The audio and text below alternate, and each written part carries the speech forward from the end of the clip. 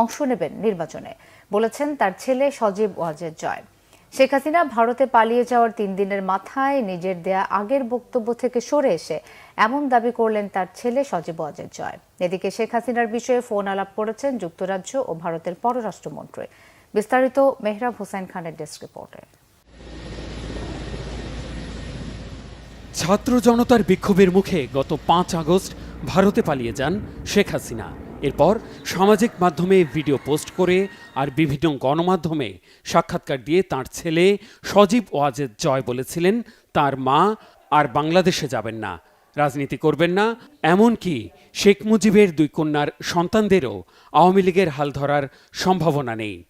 ঠিক আছে, শেখ হাসিনার পর আপনাদের কি হবে সেটা আমারও চিন্তার বিষয় না, আমার পরিবারের আর চিন্তার বিষয় না, আপনারা বুঝবেন।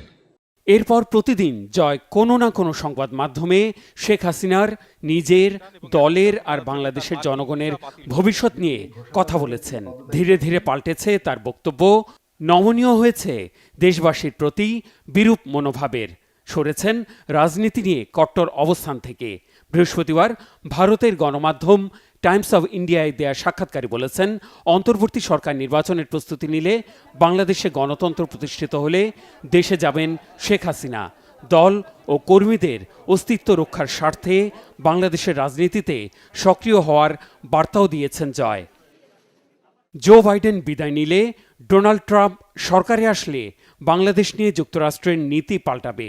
যুক্তরাষ্ট্রের ওয়াশিংটন ডিসির বাসভবন থেকে দেয়া সাক্ষাৎকারে এমনটাই দাবি করেছেন জয়। বলেন, অন্য কোনো দেশে আশ্রয়ের কোনো পরিকল্পনা নেই শেখ হাসিনার। এদিকে আশ্রয়ের আবেদনের জেরে যুক্তরাজ্যের পররাষ্ট্রমন্ত্রী ডেভিড ল্যামি ফোন আলাপ করেছেন ভারতের পররাষ্ট্রমন্ত্রী এস জয়শঙ্করের সাথে। এটি নিজের সামাজিক মাধ্যমে জানিয়েছেন ভারতের পররাষ্ট্রমন্ত্রী। ভারতের পররাষ্ট্র মন্ত্রণালয়ের বৃহস্পতিবারের ব্রিফিংয়েও উঠে আসে এই বিষয়টি। শেখ হাসিনার পরিকল্পনা কি সে বিষয়ে আমাদের কাছে কোনো খবর নেই। তিনি কি করবেন তাকে ঠিক করতে হবে। তার পরিকল্পনার বিষয়ে আমার মন্তব্য করা ঠিক হবে না। ওই সংবাদ সম্মেলনে জানানো হয়, শেখ হাসিনা এবং বাংলাদেশের উন্নয়নের বিষয়ে আলোচনা হয়েছে। এর বাইরে শেখ হাসিনাকে নিয়ে 2 পররাষ্ট্রমন্ত্রীর ফোনালাপের বিষয়ে বিস্তারিত কিছু জানানো হয়নি।